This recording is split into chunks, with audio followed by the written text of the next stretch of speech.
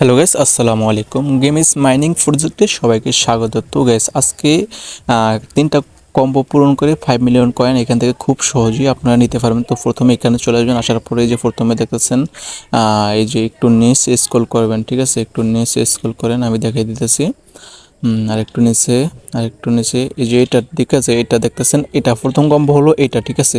তো এটা দেখেন, আপনি এটা ক্লিক করার পর অলরেডি একটা কম্বো পূরণ হয়ে গেছে। এখন দ্বিতীয় কম্বোতে আমরা চলে যাব। দেখেন একটা অলরেডি হয়ে গেছে, দেখেন এই জায়গায়।